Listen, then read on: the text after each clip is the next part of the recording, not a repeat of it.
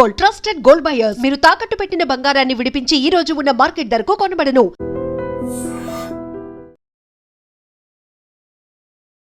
TRS అధినేత్రి Kalvakuntla కవితకు ఒక big shock తగిలిందని చెప్పాలి. కేంద్ర ఎన్నికల సంఘం ఒక లెటర్ టీఆర్ఎస్ పార్టీకి పంపించింది.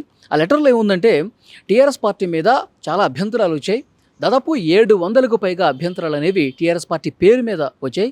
సో ఈ పేరుని మార్చుకోవాల్సినటువంటి అవసరం ఉంది అని చెప్పి ఆ లేఖలో చాలా స్పష్టంగా పేర్కొన్నట్టుగా సమాచారం వస్తుంది. బీఆర్ఎస్ పార్టీ అలాగే మహారాష్ట్రలో ఉన్నటువంటి ఒక పార్టీ, ఇక్కడ తెలంగాణలో ఉన్నటువంటి కొంతమంది ప్రజల నుంచి అభ్యంతరాలు వచ్చాయి. బీఆర్ఎస్ నుంచి వచ్చినటువంటి ప్రధానమైనటువంటి అభ్యంతరం ఏంటంటే టీఆర్ఎస్ అనేది గతంలో మాకు ఉన్నటువంటి పేరు, మేము టీఆర్ఎస్ని బీఆర్ఎస్గా మార్చుకున్నాం. అయితే తెలంగాణ ఉద్యమ సమయం నుంచి ఒక సెంటిమెంట్ అనేది ఉంది. కేసీఆర్ గారికి ఉద్యమం నడిపించినటువంటి వాళ్ళకి టీఆర్ఎస్ పేరుతో ఒక మంచి అనుబంధం అనేది ఉంది. సో ఇప్పుడు మేము భారత రాష్ట్ర సమితి పెట్టుకున్నప్పటికీ కూడా ఇప్పుడు టీఆర్ఎస్ అనే పేరును వేరే వాళ్లకు కేటాయిస్తే ప్రజల్లో ఒక గందరగోళం ఏర్పడే అవకాశం చాలా స్పష్టంగా కనిపిస్తోంది. ఇంకొకటి, నిబంధనల ప్రకారం కూడా ఏదైనా ఒక పార్టీకి సంబంధించి వాళ్ళు పేరు మార్చుకున్నా లేకపోతే ఆ పార్టీ వేరే పార్టీలో విలీనమైనా సరే 10 సంవత్సరాల వరకు ఆ పేరును వేరొకరికి ఇవ్వకూడదు అనేటువంటి ఒక నిబంధన కూడా ఉంది. సో వీటన్నిటిని పరిగణలోకి తీసుకుని టీఆర్ఎస్ని 10 సంవత్సరాల వరకు మేము ఎప్పుడైతే బీఆర్ఎస్గా మార్చామో అప్పటి నుంచి 10 సంవత్సరాల వరకు ఈ పేరుని వేరొకళ్ళకి కేటాయించకూడదు అని చెప్పి చాలా స్పష్టంగా కేంద్ర ఎన్నికల సంఘానికి అభ్యంతరాలు వెళ్ళాయి. అలాగే మహారాష్ట్రలో ఉన్నటువంటి ఒక పార్టీ నుంచి కూడా సేమ్ అభ్యంతరాలు వచ్చాయి. సో వీటన్నిటిని కేంద్ర ఎన్నికల సంఘం పరిగణలోకి తీసుకుని 15 రోజుల్లోగా మీరు ఈ టీఆర్ఎస్ పేరు కాకుండా మరొక 3 ప్రత్యామ్నాయ పేర్లు అందించాల్సిందిగా అందులో కోరినటువంటి పరిస్థితి ఉంది. ఒకవేళ 15 రోజుల్లోగా మీ నుంచి ఎటువంటి స్పందన రాకపోతే కనుక మీరు టీఆర్ఎస్ పార్టీని ఓకే చేయాలని చెప్పి ఏదైతే దరఖాస్తు పెట్టుకున్నారో, మా పార్టీ పేరు టీఆర్ఎస్గా మీరు పరిగణలోకి తీసుకుని ఈ పేరును మాకు కేటాయించాలని చెప్పి ఏదైతే దరఖాస్తు పెట్టుకున్నారో ఆ దరఖాస్తుని మేము రద్దు చేయాల్సినటువంటి పరిస్థితి ఉంటుంది. కాబట్టి 2 వారాలు లేదా 15 రోజుల్లో టీఆర్ఎస్ పేరు బదులు ఇంకొక 3 పేర్లను ఫస్ట్ ప్రయారిటీ కింద ఏ పేరు ఇస్తారు, తర్వాత సెకండ్ ప్రయారిటీ కింద ఏ పేరు సూచిస్తారు, మూడో ప్రయారిటీ కింద ఏంటిది అనేది ఈ మరొక 3 పేర్లను ఇవ్వాల్సిందిగా కేంద్ర ఎన్నికల సంఘం ఈరోజు టీఆర్ఎస్ పార్టీకి పంపించినటువంటి ఆ లేఖలో ఉన్నట్టుగా తెలుస్తోంది. మరి కల్వకుంట్ల కవిత దీని మీద ఏ విధంగా రియాక్ట్ అవుతారు? కల్వకుంట్ల కవిత ఇప్పుడు మరొక ప్రత్యామ్నాయటువంటి 3 పేర్లు ఇస్తారా? లేదు, ఇప్పుడు టీఆర్ఎస్ పూర్తిగా బీఆర్ఎస్గా మారిపోయింది కాబట్టి తెలంగాణ రాష్ట్రంలో ఇది ఒక ప్రాంతీయ పార్టీ, ఈ రాష్ట్రంలో టీఆర్ఎస్ అనే పేరుతో ఇంకొక పార్టీ లేదు కాబట్టి ఇది మాకు రావాల్సినటువంటి పరిస్థితి ఉంటుంది, మా హక్కులకు నిజంగా భంగం కలిగించే పరిస్థితి ఉంటుంది, ఇది మాకు ఇవ్వాల్సిందే, లేదంటే కనుక లీగల్గా మేము ఫైట్ చేస్తాం, మేము కోర్టులకు వెళ్ళి ఈ టీఆర్ఎస్ పేరు మాకు వచ్చే విధంగా ప్రయత్నం చేస్తామని చెప్పి కవిత భావిస్తారా? లేదంటే కనుక కేంద్ర ఎన్నికల సంఘం కోరినట్టుగా వేరే 3 ప్రత్యామ్నాయమైనటువంటి పేర్లను పంపిస్తారన్నది కూడా ఇక్కడ ఆసక్తికరమైనటువంటి పరిణామంగా కనిపిస్తుంది. తెలంగాణ జాగృతి ఆఫీసులో ఈరోజు ఏమైనా ప్రెస్ మీట్ పెడతారని కూడా చాలామంది వెయిట్ చేస్తూ ఉన్నారు. ఎందుకంటే టీఆర్ఎస్ ఒక సెంటిమెంట్గా కూడా కల్వకుంట్ల కవిత తీసుకున్నారు. ఎప్పుడైతే బీఆర్ఎస్ పార్టీగా వాళ్ళు అనౌన్స్ అయిన తర్వాత బీఆర్ఎస్ పార్టీ మీద చాలా రకాల విమర్శలు వచ్చినాయి.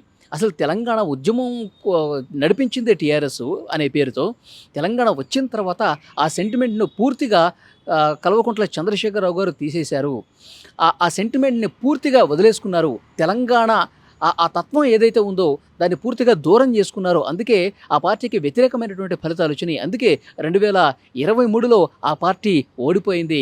2024లో జరిగినటువంటి లోక్సభ ఎన్నికల్లో కూడా ఆ పార్టీకి కనీసం ఒక్క స్థానం కూడా రాలేదు.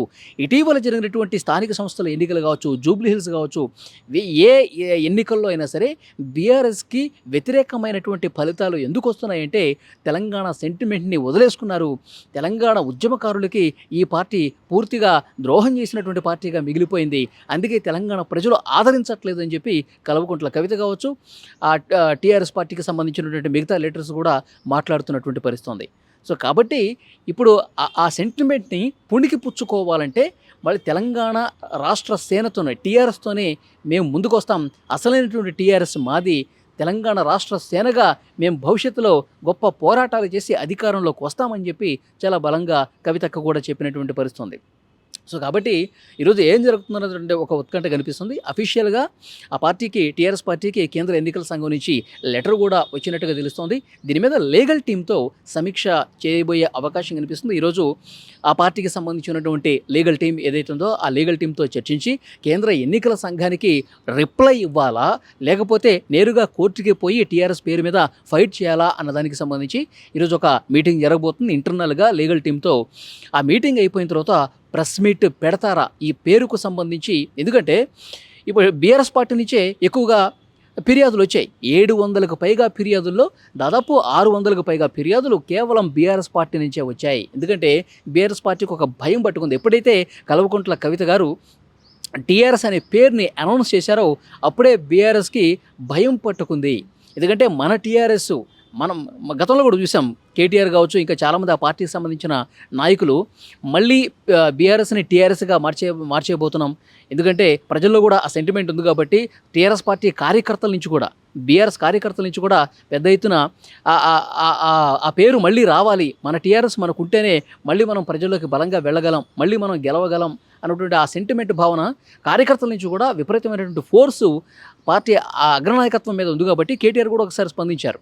సో ఏమో ఆలోచిస్తున్నాం, ఒకవేళ మారినా మారచ్చు, కేసీఆర్ గారు ఎలాంటి నిర్ణయం తీసుకుంటారో చూడాలి అని కేటీఆర్ ఒక సందర్భంలో అన్నారు.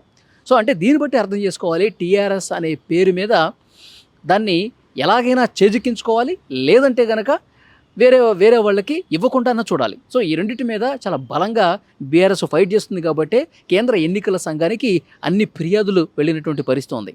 సో డెఫినెట్గా ఇప్పుడు కల్వకుంట్ల కవిత గారు ఏం చేయబోతున్నారు?